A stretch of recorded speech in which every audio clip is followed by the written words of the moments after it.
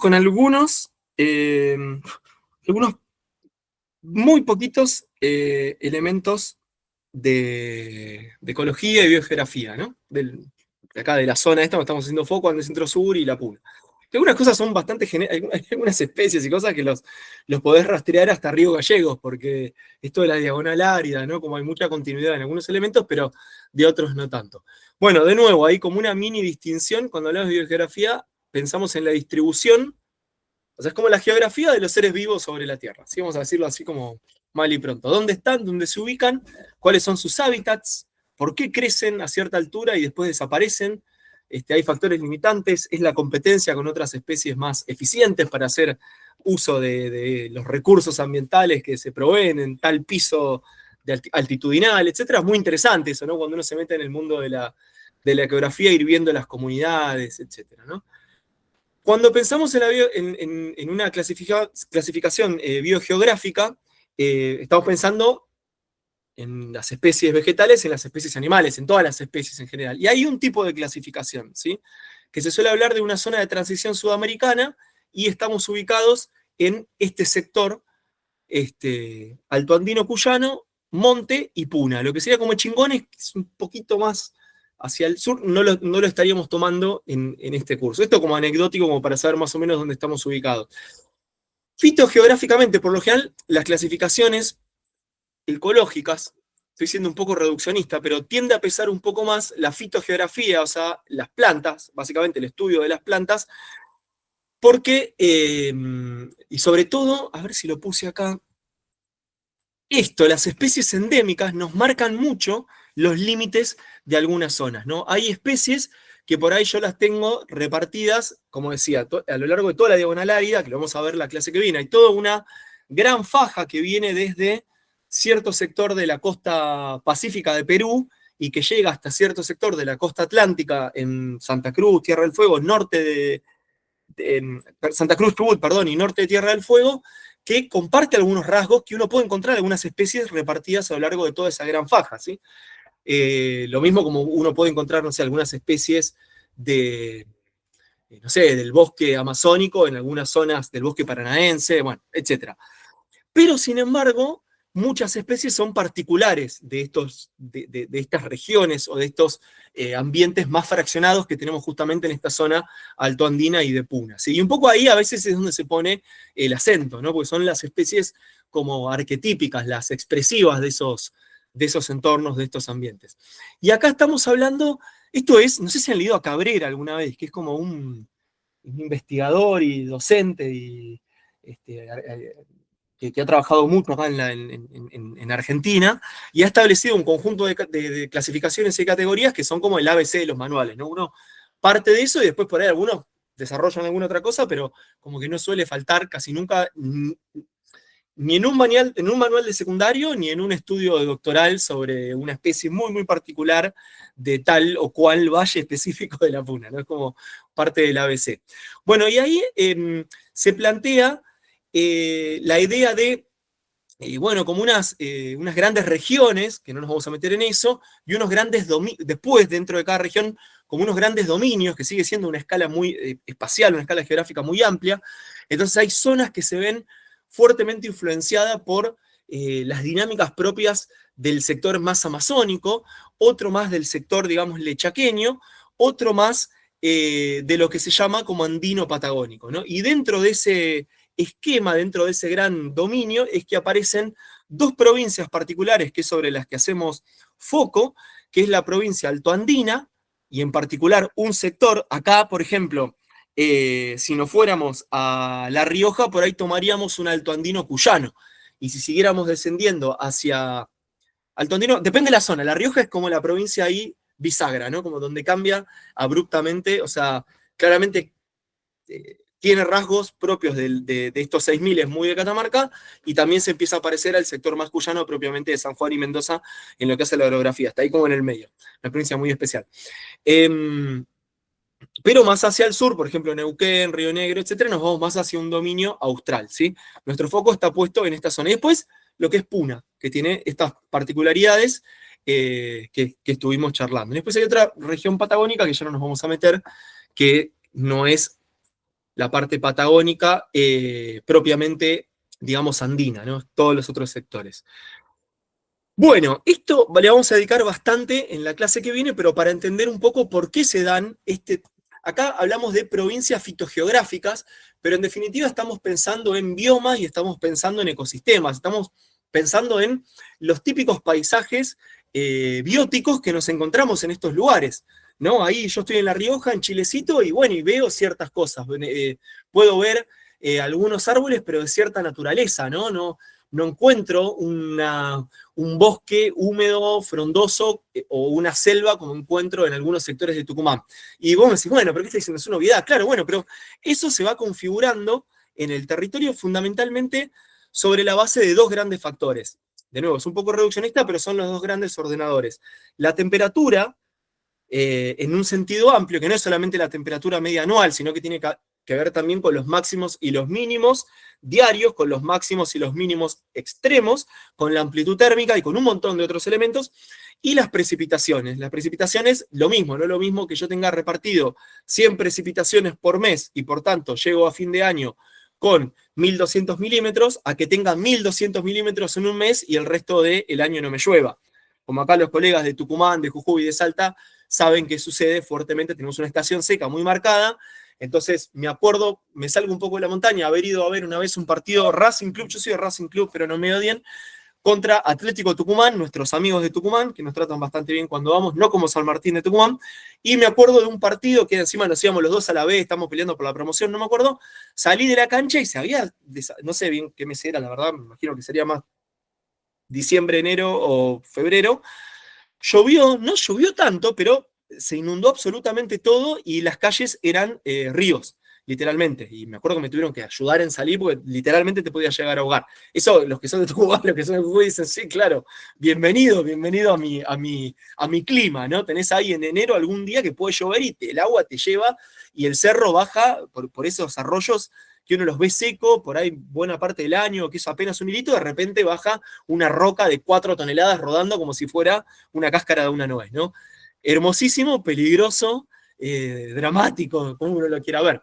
La temperatura es importante porque hay algunas especies, yo acá digo, bueno, sí, me voy a Cachi o me voy, no sé, a Payogasta y tengo una temperatura media de 17,50, pero eso no quiere decir demasiado, ¿no? Nosotros estamos en una latitud ahí intermedia, entonces las temperaturas no son tan altas ni son tan bajas. Pero luego, si yo durante la noche tengo una gran amplitud térmica, durante la noche la temperatura baja muchísimo, durante el día sube muchísimo, por ahí la temperatura media me está mostrando algo que los extremos en realidad pueden ser mucho más abruptos, ¿no? Y a su vez es importante porque hay algunas, no sé si alguien acá en las zonas más sureñas, por ejemplo, Bahía Blanca, si uno quiere tener una planta de palta, la tenés que remar en dulce de leche con muchas ganas, porque te la agarra una helada fuerte y te la aniquiló. Entonces la palta puede vivir bien, capaz que 364 días del año, pero si un día cayó una helada, ¿no? O hizo muchísimo frío, la mató. Entonces hay algunos factores limitantes que se llaman ecología, que no hace falta que estén todos los días tener heladas o todos los días bajo cero para que no haya palmeras. Basta con que algunos pocos días por ahí tenga algunos picos de mucha temperatura o de poca temperatura o de muchas precipitaciones para que se me generen como estos cortes, ¿no? Como estos saltos entre las diferentes paisajes más fisonómicos de la vegetación y luego de los animales. ¿Sí? No sé si se entiende. Entonces, las precipitaciones, lo que yo veo acá es la precipitación anual. Entonces, ¿qué puedo sacar, deducir de acá rápidamente? Y en Misiones llueve mucho. En los bosques valdivianos, ahí, no sé, Puerto Blest, cerca de Bariloche, o acá en la zona de Ushuaia, llueve bastante, ¿no? Estamos, no sé, por arriba de las 1.500 precipitaciones seguro. En algunas zonas puede llover por arriba de 2.000.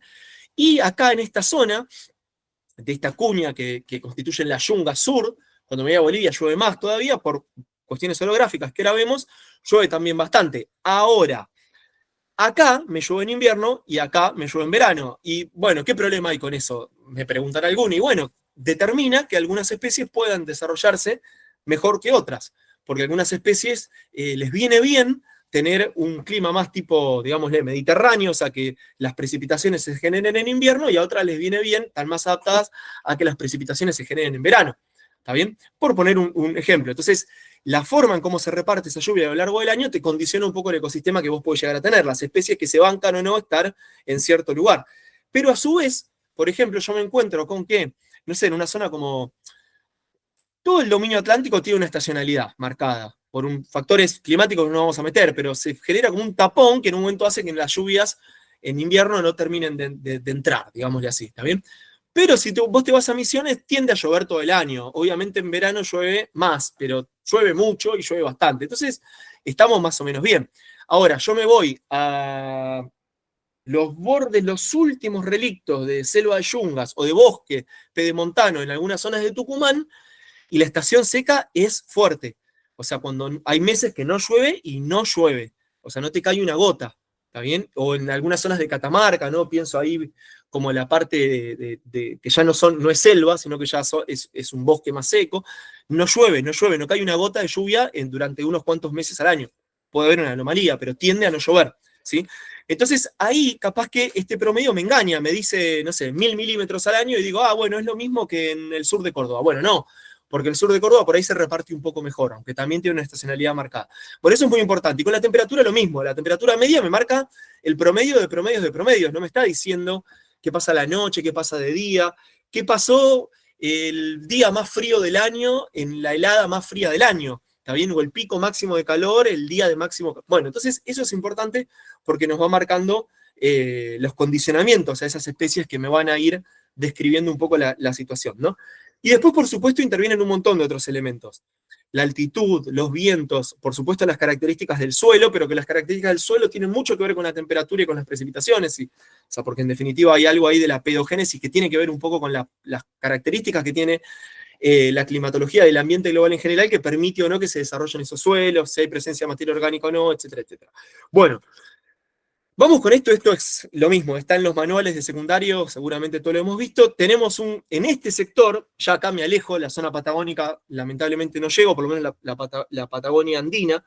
Tenemos ingresos de aire húmedo en ciertos momentos del año, lo vamos a ver bien en la clase que viene, pero entra fuertemente el aire desde el sector este, noreste, nor-noreste, pero entra siempre desde ese lado, o sea, no entra del oeste la humedad entra del este, entra del lado de Brasil, digamos, del lado de Paraguay, del Chaco, y viene como perdiendo humedad, o sea, cuando yo estoy en Misiones llueve mucho, cuando ya estoy en Puerto Tirol, en Resistencia, llueve menos, cuando estoy en Roque Sáenz Peña llueve menos, cuando estoy en Santiago del Estero me decís, che, acá ya no está lloviendo casi, pero cuando me toco las serranías, por ejemplo, de la Conquija, que encontré acá un esquema, no encontré la fuente, le agradezco mucho a quien lo hizo, me vino muy bien, no lo pudo citar, pero no sé quién es, pero bienvenido.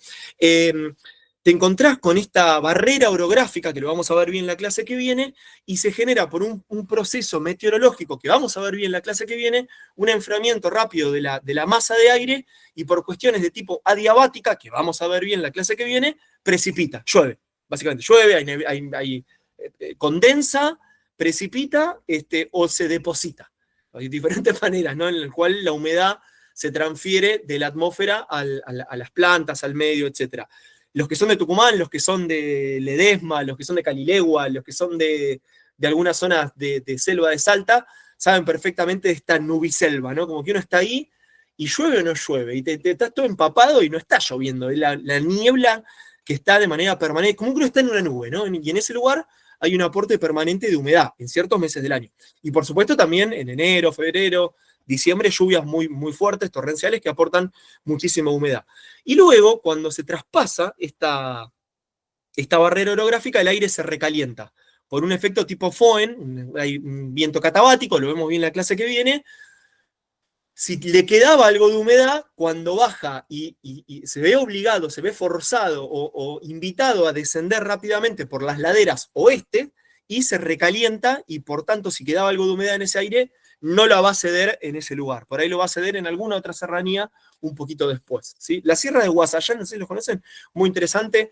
También hay como este fenómeno en pequeña escala, pero muy, muy lindo. ¿Está bien? Entonces, esto es muy importante, el efecto que nos genera en toda la zona que estamos analizando, porque para las zonas de puna nos hace como un tapón, como bastante notable, que vamos a poder ver bastante. Ah, mira, tenía el esquema acá más grande, mala mía. Bueno, lo mismo que decía, ¿no?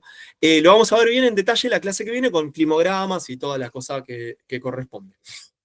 Entonces, tenemos algunos grandes determinantes de los ecosistemas, o de estas provincias fitogeográficas, se van armando un poco con estos elementos. Un gradiente de precipitaciones que desciende del este-noreste del este al oeste, para decirlo rápido, ¿está bien? Tiene como también un corrimiento del eje, pero de este a oeste desciende. Hay un gradiente descendiente una vez que paso la zona de yungas, ¿no? Tengo una estacionalidad muy fuerte y una torrencialidad muy fuerte. O sea, me llueve todo, me llueve mucho, un porcentaje muy grande concentrado en la segunda mitad de diciembre, enero, febrero, un poco en marzo, pero además cuando llueve, llueve con furia, llueve con, parece que no hay mañana, ¿sí? Y después pueden pasar meses sin que caiga una gota, eso es muy fuerte.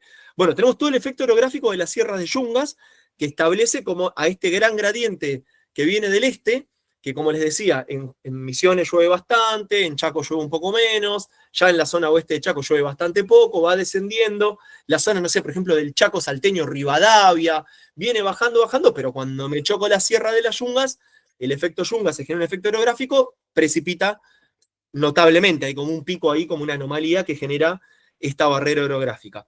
Tenemos después un gradiente de temperatura norte a sur obvio, que lo vamos a ver bien en la clase que viene, por qué se da, es básicamente por el ángulo de radiación y la cantidad de horas que recibe calor y recibe los rayos solares cada una de las parcelas de la superficie de Tierra, que cuanto más al sur estoy, menos es, pero a su vez tengo un fuertísimo gradiente adiabático, un gradiente por altitud, digamos, ¿no?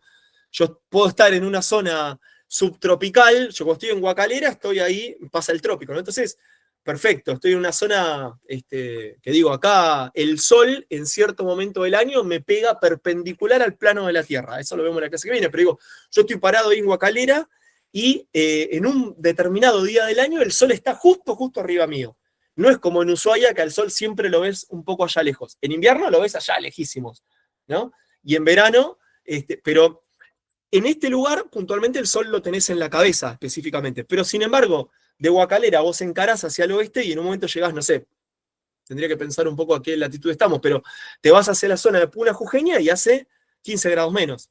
¿Está bien? Entonces, el calor que podés llegar a tener en ese momento del año en Guacalera, que ya de por sí está elevado, debe estar como a 2.600 metros, cuando subís a 4.000 es diferente. Entonces, tenemos un gradiente que tiene que ver con la altitud.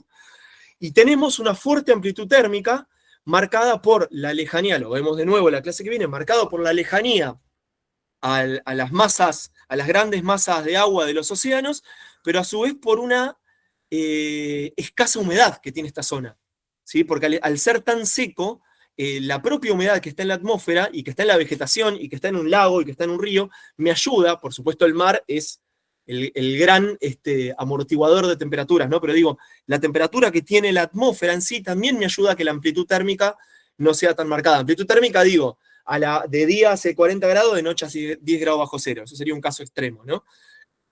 Lo vemos luego, pero por eso es que las noches estrelladas y muy despejadas, o sea que no hay una nube, son las noches más frías.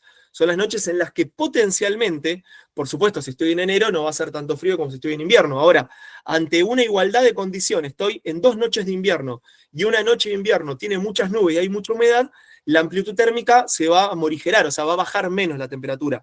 Mientras que si estoy una noche de invierno terriblemente estrellada, como es el 99% de las noches de invierno de la Puna, la temperatura va a caer en picada como un misil, ¿está bien? Tengo cuestiones de heliofanía, o sea, de cómo pega el sol a cierta altitud, castiga muy duro la radiación y además tengo muchas horas de sol porque básicamente no hay nubes y tengo fuertes vientos. Todas estas cuestiones me van a ir generando determinantes de los ecosistemas. Y además, y en parte por todo esto que estamos diciendo antes, tengo suelos inmaduros, suelos con muy poca materia orgánica, suelos pedregosos, suelos arenosos, suelos salinos, suelos con a veces zonas con hiperconcentración de nitrógeno, con muchísimas cuestiones que van marcando, es como que se le hacen difíciles a las pobres plantitas, ¿no? Vos tirás un árbol y la verdad que te dice, che, ¿dónde me trajiste? No llueve. Cuando llueve, llueve todo de golpe. De día hace mucho calor, hace mucho frío, el suelo es pobre. Como que entonces las plantas tienen muchísimas adaptaciones para poder sobrevivir a estos ambientes. Son plantas muy especiales, muy hermosas, las que tenemos en estas zonas. Esto lo marcaba. Y incluso en las zonas donde tenemos una cantidad importante de materia orgánica, como es en Las Vegas, en los bosvedales, o lo que sería el sur de los Mallines, en la zona de la Puna es tan baja, tan baja, digamos, una vega a 5.500 metros tiene la mitad de disponibilidad de oxígeno. Entonces el proceso de descomposición, que depende en buena medida de la disponibilidad de oxígeno, se da de una manera muy lenta, además del frío y un montón de cuestiones. Entonces me termino encontrando con turberas. En vez de encontrar suelo, en el sur también pasa por el frío, ¿no? Pero en vez de encontrarme suelo maduro, negro, así que vos sembrás como el de pergamino, que tirás ahí una semilla y crece, me encuentro con turberas, me encuentro como con un suelo, con una cantidad de materia orgánica en un proceso de descomposición incompleto que puede tener metros incluso, ¿sí? Bueno, eh, esto, bueno, acá lo saqué de un trabajo, no llegué ni siquiera a sacarle los puntitos donde comparaban ambientes, pero me pareció interesante porque comparaba las provincias geológicas con las provincias fitogeográficas, y lo que llamamos puna en una clasificación no es lo que llamamos puna en geología, bueno, etcétera, ¿no? Pero en definitiva lo que vemos es que hay un gradiente de precipitaciones que es el elemento ordenador fundamental. Porque medio que amplitud térmica hay en todos lados. En algún lugar es durísimo, en otro lugar es muy duro, pero en todos lados castiga.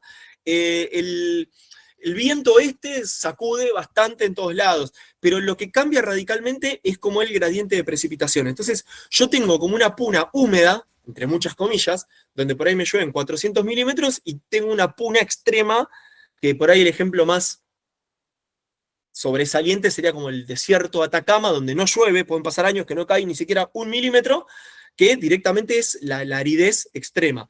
Pero yo me voy a ciertas zonas de Catamarca, norte de La Rioja, y las precipitaciones son, pero terriblemente escasas. En algunos lugares pueden ser de 30 milímetros, 50 milímetros. Es muy, muy, muy poquito, ¿sí?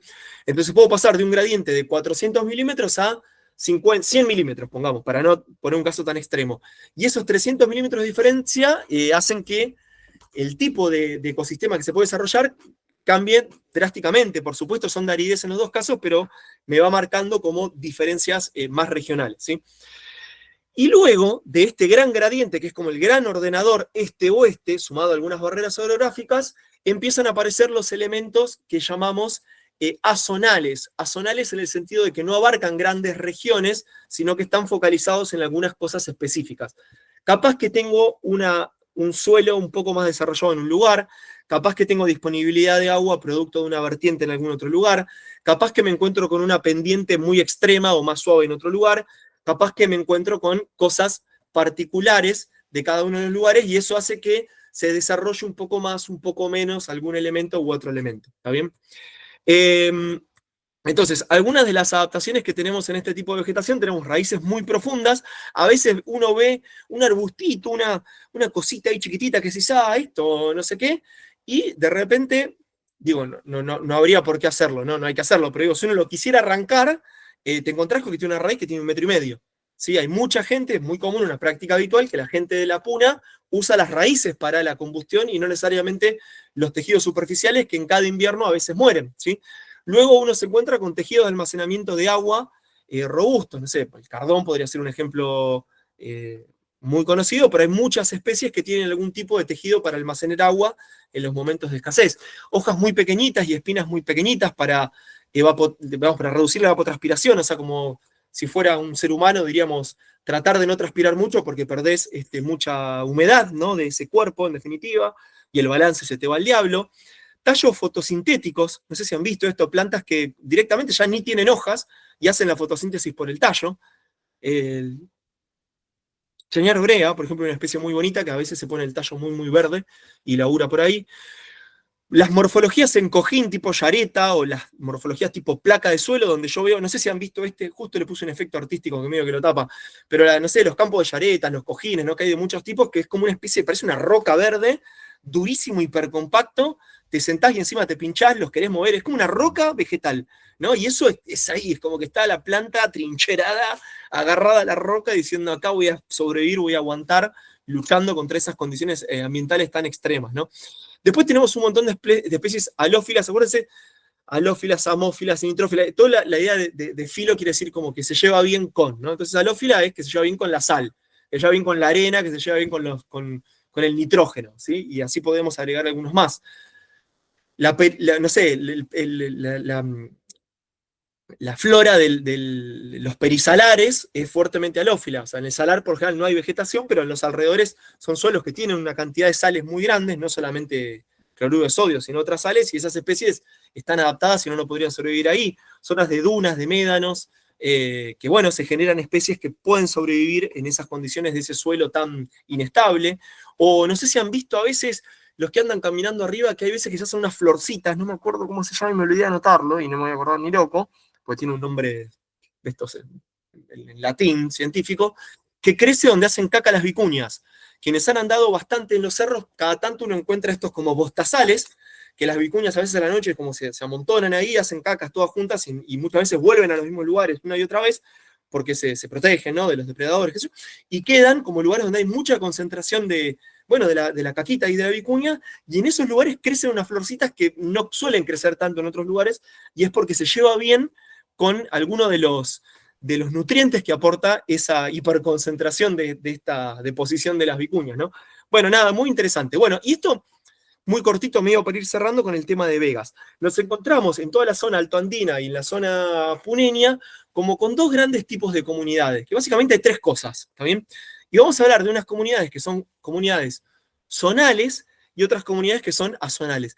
Vamos a entender por comunidades zonales las que se extienden mucho. Estamos pensando en las estepas ahí, ¿no? Entonces, yo digo, acá, por ejemplo, este pastizal, yo acá estoy caminando por una vega, esto no sé ni dónde es, pero no sé, bueno, una vega, ahí en una altura importante se nota, 4.000 metros, 5.000 estará esto. Bueno, yo estoy caminando por esta vega y acá pasa algo notable, que estoy viendo acá como unas especies, alguna juncasia, especies en cojín, de esto que decíamos, ¿no?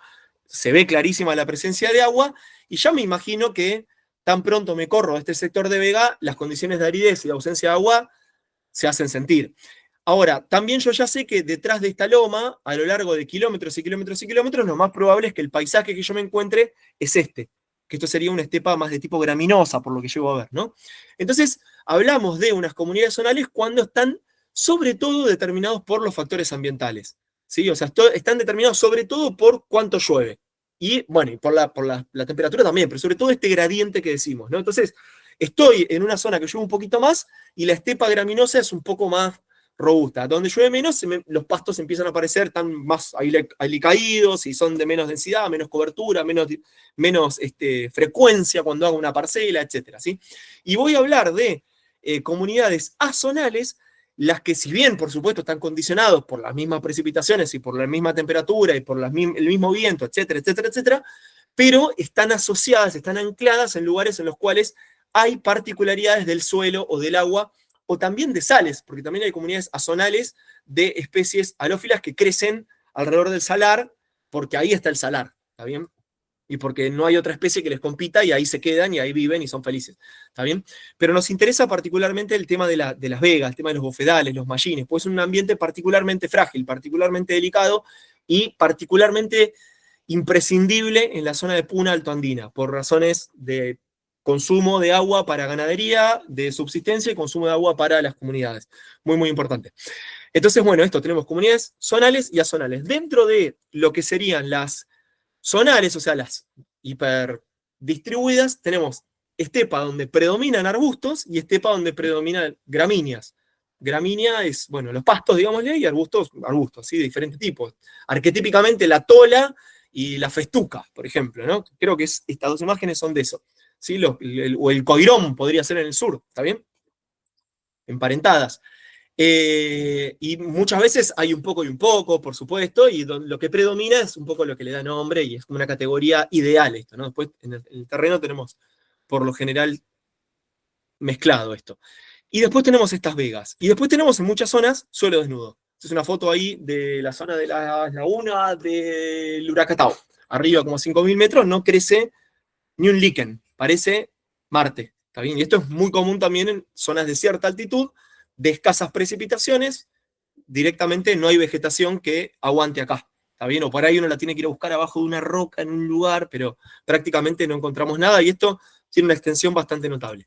Bueno, acá la chillagua, una de las festucas, varias festucas emparentadas, la chillagua es más común, de otros nombres, no me acuerdo los nombres que le dan. Yo tengo acá una espina de chillagua que me clavé un día en un acampamento y me quedó y nunca me la pude sacar y se me parte mi dedo ahora, así que me quedó el recuerdo. Eh, la tola, digo, como grandes especies arquetípicas, y no sé, la yareta, muchas especies como que representan un poco estas tres grandes comunidades, ¿no? Después cuando hablamos de vegas, bofedales, mallines, ya sabemos que mallines se le suele decir en el sur, mi familia que era de Neuquén le decía mallín, en el norte nadie le dice mallín, le decís mallín, te mira como diciendo what, bueno, se le suele decir vegas, cuando uno va bien al norte se habla de bofedales, a veces hay gente que habla de bofedales cuando se encuentra este tipo de superficie como más encharcada, donde están estos campos de cojines, estas yaretas, en otros lugares se le llama bofedales indistintamente a cualquier vega, como la que veíamos en esa imagen anterior. En algunos lugares también dicen ciénaga, aunque ciénaga está vinculado al barro, ¿no? O sea, bueno, pero en definitiva estamos hablando de humedales, ¿no? Que es lo importante. Humedales, lo adapté de Cabrera, humedales altoandinos y puneños, va a decir él. Praderas anegadas, en superficie o no, pero digo, con humedad permanente, con o sin agua superficial, que escurre todo el año, que se alimentan de manantiales, o sea, de lluvia, de hielo, ojitos son estas manantiales de altura, y que pueden generar un césped que tiene, bueno, un conjunto de tipo de plantas muy particulares, ¿está bien? Un esquema de vega creo que es una de las últimas cosas que nos quedaba por ahí.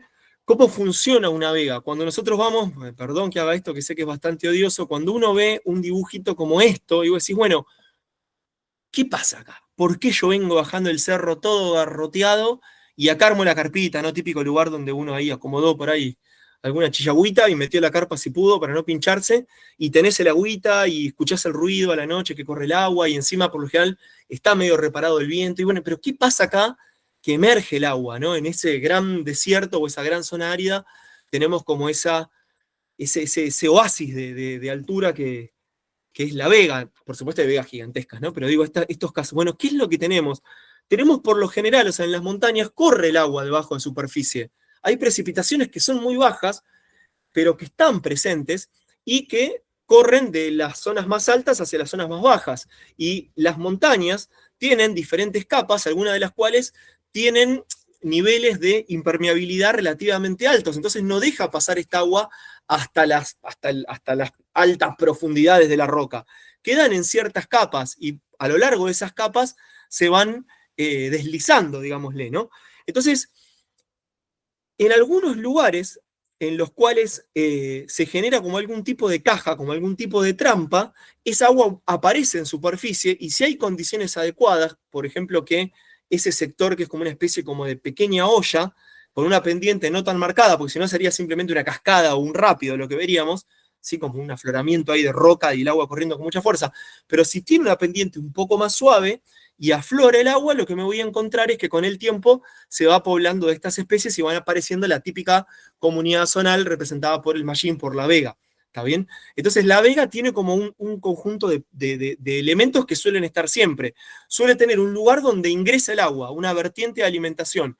O los yanquis le dicen sip, que creo que quiere decir vertiente, no sé si alguien google ahí, sip.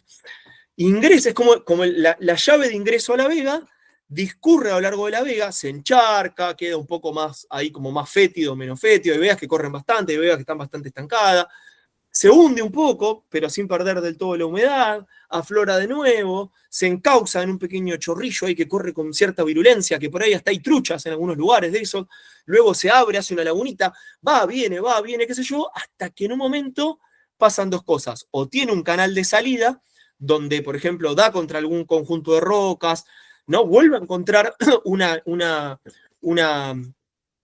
capa impermeable donde se pierde la vega y desaparece, y lo que vemos es, vuelve a aparecer la roca pelada, vuelve a aparecer la arena, vuelve a aparecer la comunidad zonal de los coirones, la comunidad zonal de la chillagua, o en algunos casos la vega ya está en el borde de los suelos arenosos, los suelos donde se infiltra, que sería, por ejemplo, los bordes de los salares, hay muchas vegas en el perisalar y luego, bueno, van a dar al salar, ¿está bien? Pero eso es como muy importante. ¿Por qué? Porque y esto es muy práctico, cuando uno anda en la montaña, por lo general, aparece y desaparece ese curso de agua, aparece y desaparece mostrando diferentes lugares donde emerge y se pierde, emerge y se sumerge. ¿Está bien? Entonces, no sé, esto lo tomé del Pokis, no me acuerdo, sí, lo tomé del Pokis.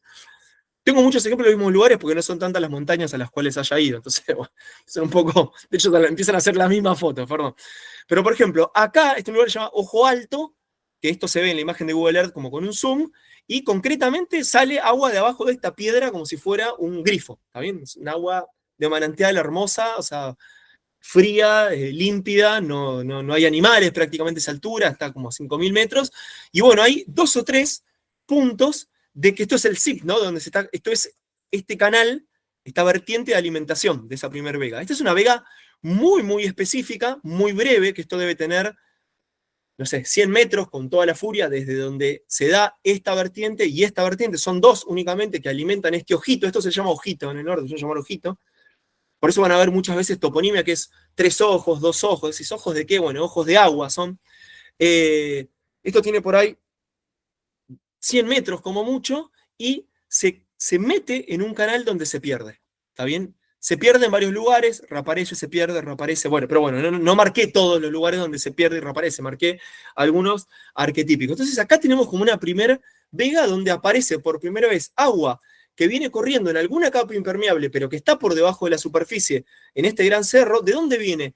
Y de precipitaciones, del proceso de deshielo que es muy paulatino, que es como un gran reservorio de agua que la va cediendo este enorme nevado que es el Poquis, lo va cediendo gotita a gotita a lo largo de los días, sobre todo, no sé, pasado el momento de las grandes nevadas, que es, por ejemplo, no sé, en algunos meses, febrero, marzo, enero a veces, y quizá algún mes en invierno, lo va cediendo lentamente, entonces, bueno, infiltra y en un momento aparecen estas vertientes. Hay vertientes que son permanentes, como esta, hay vertientes que se secan en algún momento del año, porque, bueno, es agua que venía bajando hasta que no se vuelve a recargar más arriba, no vuelve a aparecer, pero bueno, ahí están, ¿no? Y aparecen. Esta vertiente tiende a estar todo el año, ¿sí?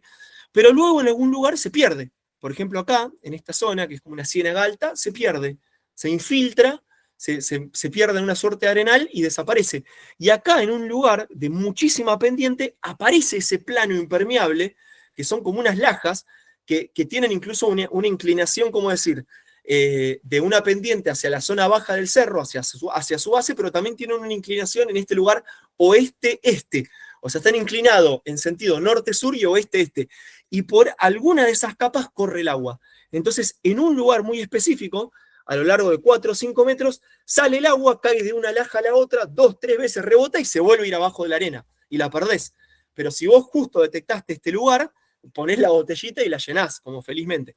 Luego aparece lo que sería la vega ya previo a estos suelos más propiamente arenosos tipo salar, que en el borde están las vegas más nutritivas, las vegas más grandes, las más con mayor capacidad forrajera, no me voy a ir por ese lado, digamos, pero donde suele estar buena parte por ejemplo, de las cabras, de las llamas que tienen las comunidades de acá. Son vegas más extensas que estos ojitos que son muy chiquititos. Igual se suele subir los animales ahí, ¿no? Pero la usan más las vicuñas muchas veces, esto que las llamas o el ganado propiamente de las comunidades. Acá aparecen las grandes vegas y luego se tienden a perder, se tienden a infiltrar. ¿Sí? Ya se pierde. Esta es la última parte donde uno encuentra el agua de este ojito. Ojito que por supuesto se combinó con otro ojito, otro y otro. Entonces cuando llegamos al borde del salar, esa vega tiene una cantidad de agua mayor a la que tiene el ojito, porque tiene como un sistema de drenaje que va colectando de otros lugares. Pero esto es interesante porque va apareciendo y desapareciendo. Bueno, una cosa muy importante es que las vegas son lugares, ya lo dije, pero son lugares muy sensibles y son lugares críticos, digamos, que uno debería intentar pisar lo menos posible, debería intentar no, to no tocar nada, no dejar basura. Hay de ustedes si justo, digamos, tienen que elegir un lugar para ir al baño porque no queda otra, o sea, no, o sea, tratar de preservar ese lugar porque es como el origen de la vida de como un territorio mucho más extenso, del cual dependen muchas veces, no sé, las condiciones de subsistencia de familias, de animales, de ecosistemas, etc. Y es un lugar frágil, es un lugar que encima, como suelen ser lugares de ascenso más suave, es muy normal que como los montañistas tendemos a caminar por ahí porque no voy a ir escalando por la roca, voy por donde hay pasto blando, que voy con el agua al lado. Hay muchas condiciones que son favorables, pero hay que tratar de, por ejemplo, si ya hay un senderito que se fue armando, ¿no? Porque voy subiendo siempre al cerro tal y se fue armando un sendero, bueno, no me voy caminando por el medio de la vega, camino por el sendero. me aguanto mis ganas de descubrimiento personal en pos de preservar ese ecosistema tan frágil. Bueno, hay algunos árboles en la zona altoandina, muy interesante, la queño es uno de los casos extremos, tiene muchísimo que ver con estas condiciones muy particulares de, de sitio, ¿no? O sea, más allá de si la lluvia o no, por ejemplo, yo los vi con detalle en las cuestas de Rachaite, yendo de Abrapampa como para el lado de Liviara, para el lado de Coranzulí, hay una cuesta, como una cuesta, ¿no? Como un ascenso abrupto, y las quebradas que se meten en esa cuesta, evidentemente hay un efecto orográfico, que hay un poco más de precipitaciones, un poco más de humedad, y aguantan estos arbolitos, deben estar casi a 4.000 metros ahí, polilepsis, que son mágicos. Hay como un bosque en el medio del desierto, un bosque de árboles pequeñitos, qué sé yo, pero muy, muy hermoso, y hay algunos otros casos en Quebraleña, en algunos lugares que son muy bonitos. Bueno, y la fauna de los Andes, esto ya no me voy a meter, pero lo mismo tienen adaptaciones a los limitantes ambientales, al igual que la vegetación, al igual que las especies vegetales están muy marcadas por la estacionalidad. Yo voy en invierno en la Puna y no veo nada, no puedo identificar ninguna especie vegetal, nada. Tengo que ir cuando están con las florescencias, cuando, no sé, tengo que ir en verano, en primavera, si no, no puedo encontrar nada. No identifico, es todo un pasto muerto, seco, que capaz que hay una diversidad enorme de abajo y no lo puedo detectar. Y con la fauna pasa lo mismo. El caso más marcado quizás son las aves, ¿no? Que en ciertas lagunas, en la Puna, en un momento del año, tengo aves, son postas de rutas migratorias, y veo, bueno, una cosa fantástica, no sé, Laguna de los Pozuelos arquetípicamente, pero en muchos de los salares vemos una cantidad de aves enormes, y en otras épocas del año por ahí no vemos nada, pero si bien no tiene la biodiversidad que tiene, no sé, el Parque Nacional Baritú, o el Parque Nacional del Rey, o no sé, o una zona de selva, hay una biodiversidad muy importante que está exaltada. ¿Por qué? Porque hay muchísimas especies endémicas. Entonces, quizá lo que yo estoy preservando en algunos parques, que los veo más frondosos, con más vegetación, está repetido en muchos otros lugares. Bienvenido sea que se lo proteja y que esté cuidado. Pero en estos lugares que capaz que uno dice, bueno, acá es un desierto, no hay nada, hay especies que están solamente acá, entonces como que es muy importante. Bueno, no vamos a meter, sí, algunas cosas para no pasar papelones, para no decirle, ¿cómo dije una vuelta? Oveja coyuda a la vicuña, ni faisán gigante a Missouri.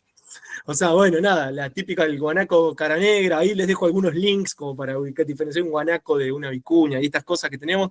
Alpaca no solemos tener ese problema. Otra cosa que es más, esto es más ya recreativo. Yo nunca me crucé un puma, alguna vez creo haber escuchado algún rugido, pero sí que hemos visto muchas veces huellas, y en un último viaje que anduvimos ahí por la zona de Salta para el lado de los Salares, encontramos un lugar que estaba plagado de caca de puma, que suele ser una caca que uno la detecta también porque viene combinada con la pisada y suele tener mucho pelo de lo que comen, que por lo general suele ser alguna vicuña, eh, enmarañado ahí. Nada, como que está bueno, por ahí uno anda caminando y ves una huella y bueno, diferenciar ahí si tienen los lóbulos y esas cosas que nos enseñan para identificar pumas. Vizcacha y chinchilla, para no decirle chinchilla a la vizcacha, ni vizcacha a la chinchilla, aunque son familiares cercanos. Avifauna nada, y creo que esto es lo último, sí. Es muy común que nos dicen, no, en la Puna no hay especies ponzoñosas, no hay especies ponzoñosas, en la zona altoandina no hay ofidios, que es real, no hay nada que te vaya a matar, pero hay una especie de culebra, que es una culebra media jodida, porque tiene algunos casos de que ha muerto gente. O sea, si bien no es una serpiente, digamos, con un veneno típico, ahí no con los colmillos como vemos en la tele, tiene una capacidad tóxica importante, y hay algunos casos que ha generado complicaciones. No acá, en zona más de Bolivia y de Perú, pero hay algunos registros de muerte, sobre todo en chicos, ¿no? Gente por ahí que tiene algún problema, pero está bueno saber esto, que si ve una, una culebra ahí, primero no la molestemos, dejémosla que sea feliz, pero no me voy a pasar de ahí de cazador de cocodrilos, de pensar que la agarro porque no tiene veneno, porque me puedo llevar una sorpresa. Y después, nada, hay muchísimas, no sé, dípteros, alacranes, me acuerdo alguna vez ahí por la zona por la zona del Durazno, ahí por Tilcara, que se nos metió un alacrán en la carpa a la noche, lo tuvimos que estar combatiendo medio oscuras, y bueno, nada, por las dudas, eso, los recaudos normales de cualquier zona de montaña, de tener cuidados, pues, te pica un alacrán en un pie y no te vas a morir, es verdad, pero le va a hacer un dolor y la vas a pasar mal, y capaz que terminas pegando la vuelta del cerro. Bueno, esto muy rapidito, termino en un minuto. El tema de riesgos, esto es muy importante, hacer una evaluación de los riesgos, que tenemos de la expedición. Y acá, bueno, depende un poco de la experiencia que tengo, cuánto puedo evaluar, cuánto no, ¿no? Entonces decimos como que un riesgo es de alguna manera la combinación entre una peligrosidad de algo que pueda pasar, como un rayo, ¿está bien? Si me cae un rayo en la cabeza, soy pollo, chau, no la cuento, o casi seguro que no la cuento. En cambio, si lo que tengo es una tormenta fuerte, bueno, tiene una peligrosidad menor. Ahora, la probabilidad de ocurrencia de una tormenta no sé, en las yungas de Tucumán en enero es altísima, mientras que la probabilidad de ocurrencia de me caiga un rayo es menor. Pero si voy en enero es mayor a que si voy en julio, bueno, etcétera, ¿no? Y luego juega la vulnerabilidad, que es como un exacerbante de esto. La vulnerabilidad quiere decir que, bueno, ¿qué herramientas puedo llegar a tener yo para, por ejemplo, este ejemplo que les ponía antes, ¿no? Si me pica una serpiente, que bueno, no habría serpientes, pero digo, ¿tengo un suero antiofídico? No, y ahí estoy en el plano de la vulnerabilidad, ¿qué tengo para enfrentarlo o no? Bueno, entonces vamos a identificar que hay riesgos que son netamente sanitarios, netamente de salud, vinculados con los problemas de salud que genera la altitud, ¿no? Y la exposición a este ambiente inhóspito y violento que es la montaña, que es un ambiente impropio para la vida humana, pasado los 5.000 metros, uno no debería, el cuerpo nos dice, no, acá no tenés que estar, tenés que irte. Entonces, eso genera todo un conjunto de riesgos que está bueno evaluarlos, pero luego hay riesgos que son ambientales, que puede ser, no sé, me atravieso la suela con una espina, me pica un alacrán, o me tapa una luz, o una avalancha de nieve, o me cae un rayo, o error humano, ¿no? Me mandé una macana y rodé por el cerro, que también tiene que ver con una cuestión gravitatoria, por supuesto, etc. Bueno, más allá de esto, que ya un poco lo mencionamos, está bueno para mí, esto lo dejo acá en la presentación, pero está bueno hacer un reconto de los riesgos que yo preveo que me puedo llegar a encontrar, ¿no? En mi expedición, y tratar de, no por hacer una burocracia de la planificación, pero tratar de imaginarme qué cosas me puedo llegar a llevar por delante para tratar de prevenirlo, básicamente, de mitigarlo y de ir lo menos vulnerable posible a enfrentar ese eventual riesgo. Entonces, si yo estoy cruzando una peligrosidad moderada e importante con una probabilidad de ocurrencia moderada, bueno, debería estar alerta a eso para que no me sorprenda en el medio de la montaña, ¿no? Y ahí, bueno, hay toda una serie de categorías, podemos ver los clínicos, qué sé yo, no importa, queda acá en la diapositiva, pero pensar un poco eso. Última anécdota, y ya para que vean que la última cierra. Me acuerdo una vez que estábamos con unos amigos de que vamos a hacer el camino de Tilcara a Calilegua, pero cuando está verde el bosque, ¿no? Porque si uno hace ese camino, ¿en qué mes se recomienda hacerlo? Abril, mayo, invierno también es muy bonito, principio de primavera, pero no hay que ir en enero, no hay que ir en enero. Nosotros en enero no fuimos la primera semana de febrero, sabiendo que nos iba a matar el clima, pero dijimos, bueno, es la belleza que tiene esa zona, cuando llueve y está todo verde, es una cosa que yo creo que hasta vale la pena correr el riesgo. Es una cosa hermosísima, los pisos de vegetación es alucinante, es una cosa alucinante. Pero me acuerdo que encima dijimos, bueno, no, y de paso subamos al Sucho, al Cerro Sucho, bueno, que tiene ahí 5.000 metros, tranquilo. Entonces como que queríamos la chancha y la máquina de hacer chorizos. Y me acuerdo que no tuvimos mejor idea que acampar ahí de Campo Laguna, un poco más arriba, para no quedar en el Portezuelo, Campo Laguna, que es una especie de avenida de tormentas, un poco más arriba, 4.200 acampamos. Era una noche, al otro día a las 5 de la mañana subíamos al cerro y de ahí ya bajamos para Molulo. Perdón los que no conocen la zona, pero es como un camino bastante recurrente.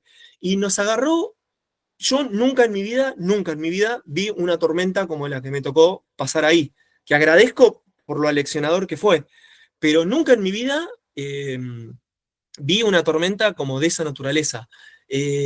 No duró tanto, habrá durado, no sé, entre las 10 de la noche, 11, y las 4 o 5 de la mañana, porque ahí ya paró, o sea, fue unas cuantas horas igual.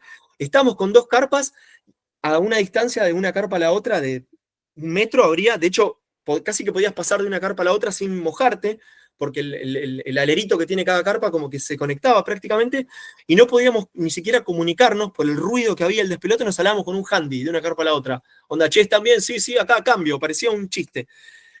Primero, llovió torrencialmente de una manera que, no sé, pocas veces vi en mi vida. Después granizó, pero un granizo del tamaño de, no sé, de 2, 3 centímetros de diámetro, y después nevó. O sea, todo en el lapso de un par de horas fue brutal. Y lo que fue increíble, que yo dije, acá estamos pifiando terriblemente, fue la cantidad de rayos que cayeron. caían rayos, la clase que viene vemos, pero uno puede calcular la distancia del rayo entre el tiempo que ves la luz y el tiempo que suena el trueno, ¿no? Digamos, la velocidad de la luz es como generalizada, entonces está en la velocidad de la luz que prácticamente es automático, vos ves la luz en el momento que se genera. Si la viéramos desde Marte, por ahí podríamos calcularlo, pero digamos, es automático, ¿no? La luz es cuando el rayo se genera. Pero el trueno tarda ahí unas milésimas de segundo, unos segundos o varios segundos. Cuando sucede a la vez que la luz y el estruendo se da, es que te están cayendo en la cabeza y fue un bombardeo. Han caído ahí en todos los cerros alrededor nuestro durante 10, 15 minutos, que estamos hechos, los cuatro que estamos hechos una pelotita así diciendo, bueno, por favor, Apu, por favor, Pachamama, Jesucito, no sé, todo, porque era nada, a suerte o verdad. Y bueno, por suerte no pasó nada, pero fue muy imprudente, sin duda. Eso es como interesante y bueno, ese riesgo nos lo llevamos puesto por completo. Bueno, nada, hacer ahí un poco un reconto y tratar de evaluarlos hasta qué punto. Si yo voy en julio, eso no va a suceder, ¿no? Entonces ahí en enero, con un poco de conocimiento del clima, sé que eso va a ser una constante. Acá lo uso siempre para todas las clases de todo lo que doy. Uno arranca un poco con las ganas de lo que le gustaría desarrollar, la adaptación que vas intentando hacer y después lo que terminas explicando, lo que se termina entendiendo, es como ese dibujo de la tesis, creo que era este caballito, empieza ahí muy bien y termina medio destartalado.